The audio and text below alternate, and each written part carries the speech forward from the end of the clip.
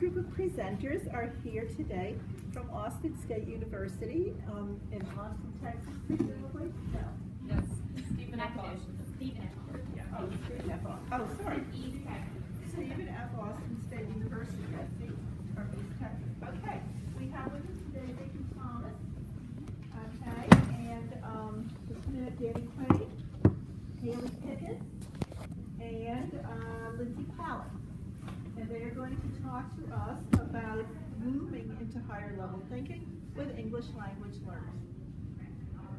Hello, I am Vicki Thomas. I'm from Stephen F. Austin State University in Nacogdoches, East Texas, and I had some undergraduate students in my field experience course, and they wanted to participate in undergraduate research, and so we were, at the time, they were teaching in the charter school down in our university. So I took them along on this journey, and they came up with the idea of doing a play-based learning study. And so this is it. So we engaged in a qualitative and quantitative research study to collect data and information pertaining to the importance of play-based learning, and in particular to improve higher level thinking skills among English language learners.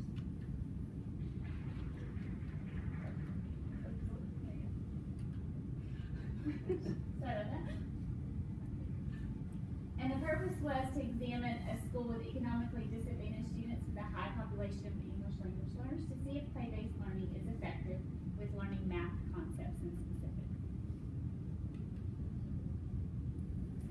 When we started this process and we started our research, we wanted to kind of dig into the constructivist theory and see what kind of things were going on there. We looked at the theorists, including Piaget, Vygotsky, and we just went that way.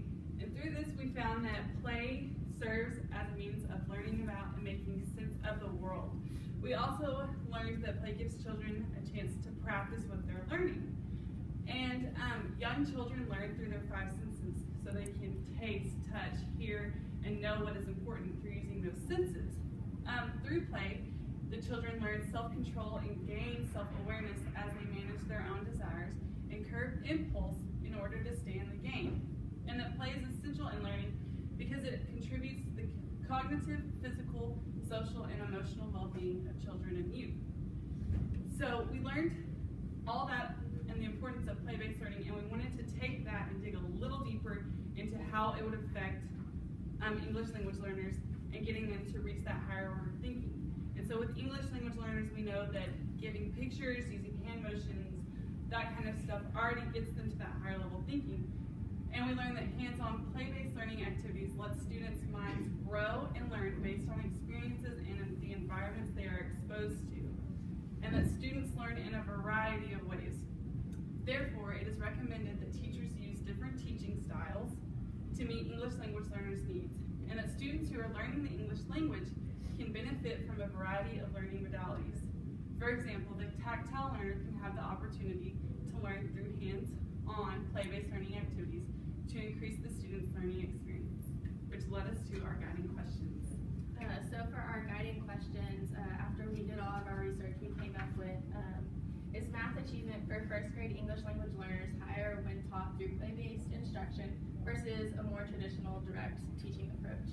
And then our second question was, will the first grade English language learners who receive play-based learning instruction be able to answer questions at this higher level of thinking? And lastly, what is the attitude different of first grade English language learners concerning learning content through play-based instruction versus that traditional approach again?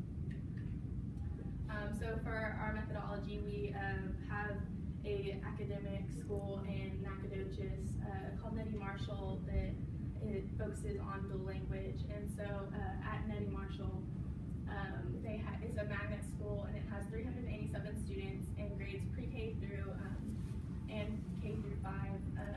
According to their state standards, only 54% of students are considered proficient in math and or reading. So we targeted 40 students in first grade, and it was 2 classrooms selected from those 4 classrooms altogether. The experimental and control groups were randomly selected from those 2 classes.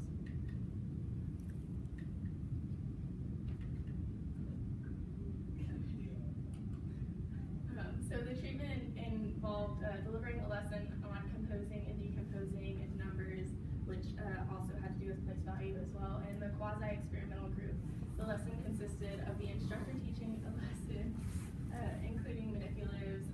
So we used Legos and Unifix cubes. We also used hand gestures as well, and that really seemed to help the kids. So along with that, a data sheet to show evidence of concept mastery. And each question was aligned with Bloom's taxonomy, which ranged gradually from knowledge levels to application levels. And the control group received a direct instruction lesson with a data sheet, but no manipulatives were used. The same data sheet was noted earlier, was used. So with this data sheet, it was something that the teacher had given us that was worksheet. It was teacher directed, and we then changed it over to be something that could be more student-centered. And to deduce level of achievement reached by students, we used pre and post tests in both the quasi-experimental and control groups. To determine the qualitative data, researchers conducted an exit interview consisting of 6 questions addressing each student's attitudes towards learning. Okay, so outcomes.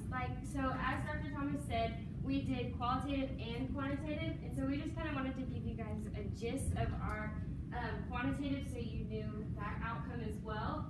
So we used ANOVA for our data analysis. So follow-up group comparisons indicated that there was a significant increase in the math scores that indicated that the participating experimental group increased their math performance as opposed to the students that were just simply given a more traditional teacher-driven lesson and a worksheet to assess their knowledge. It says students who participated in the play-based lesson were able to answer more of the higher level thinking questions, and there was a significant intervention effect with the students that were given the manipulatives to play with, decomposing and composing the manipulatives.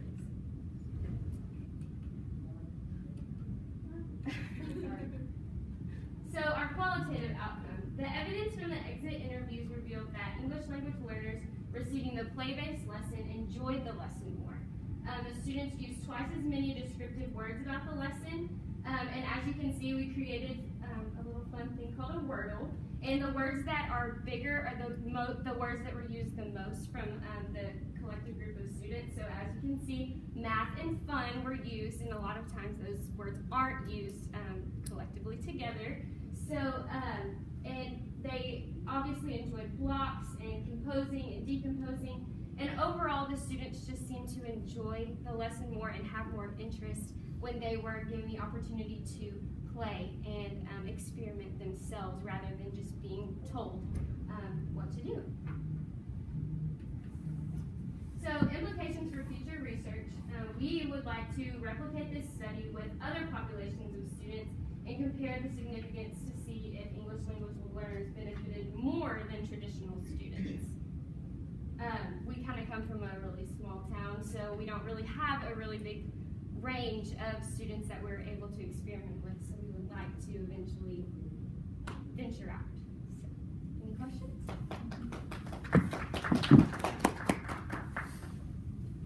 Questions for our presenters? So as I understand it, you did it with English language learners, but you haven't done it with English-speaking students, where English is their major, their primary language. Is that right?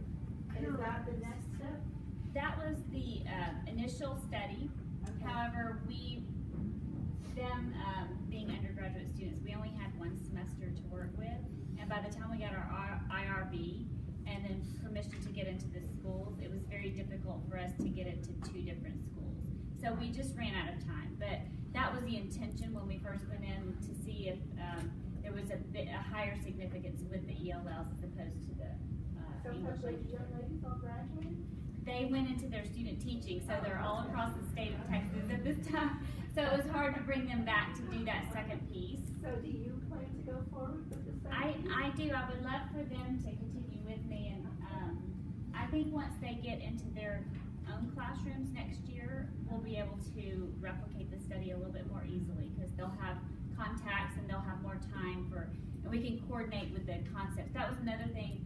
By the time we got into the other school, the semester was almost over, number one, and also the concepts they were teaching in math were different, and they had already covered the concept we used for ELL. So we need, it has to be a timed and coordinated effort, and so that was difficult for us as well. Well, to kind of piggyback off of what you said, the amazing thing about SFA is that we actually have an elementary school on our campus that is really, it's a charter school, so it's based off of peer research and play-based learning, and so we get to experience that. So we've seen that, but we just haven't had the opportunity to kind of go forward with it.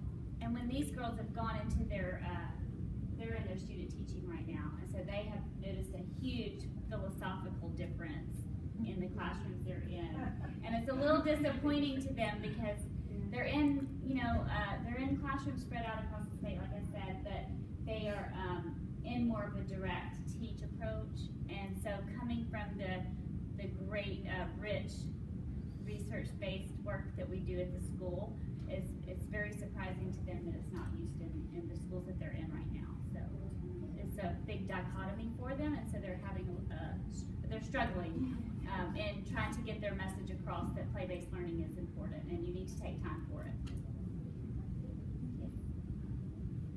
Oh, I work with MA TESOL students who are working and doing their student teaching in the schools, and I'm just really impressed. I just wanted to say that out loud for everybody, that you've done that you've led them in that, and that you've really learned a lot from the experience. And I think, oh, I hope I can do that someday. I really mean that. It's hard to do that, and to, you all came from all over the place, and I just think you really should be commended for the work that you've done. Great presentation. Thank you. It's all hers, but thank you. No. I did approach them because I had been in the semester, I taught them social studies, introduction to elementary social studies, and so I knew the girls personally, and so when they went into my class in the next semester, I was like, do you girls want to, or I opened it to everybody. I said, I have 14 students that I take down into the charter school, and we work the whole semester together. So I opened it up to the whole class, and these three came up afterwards and were excited and wanted to do it. So their passion led me to let them do what they wanted to do. It's also really hard for undergraduate researchers who are leading the research to help them do something they're interested in, because you have to do you need to do the IRB. I wanted them to go through the whole process so that if they do decide to go to graduate school, they'll be ready for that. And so I didn't want to skip the IRB process, but we had to do it anyway because we were dealing with children. But that takes a long time, and so by the time we got the IRB approval, it led to us only getting the one piece of the study done. So we're looking forward to doing more with them. Thank you. Yeah, I just have a question about what's the English proficiency level of the ENL students, and have you used any their native language to explain something during the play? I think Haley touched on that. I'm sorry, Lindsay touched on that with the gestures. Yeah, in the middle of my lesson, I found that maybe not just using the manipulatives was enough, so we started using things to try and help them understand the words such as decompose and compose, such as decompose is taking apart, composing is bringing back together, and then we did a lot of modeling on the board. And then I know when we did our post-exit interviews, we were finding that there was that very large language barrier there, so we were having to try and communicate a little bit in their language. So their English proficiency may be kind of higher, level? Most of the students have been at that dual language school for several years, but we were first grade, so they'd only been there last year, and then this was their second year, and it's pretty early in the year that we did the study, so they really had only seen the dual language approach for 1 year before that.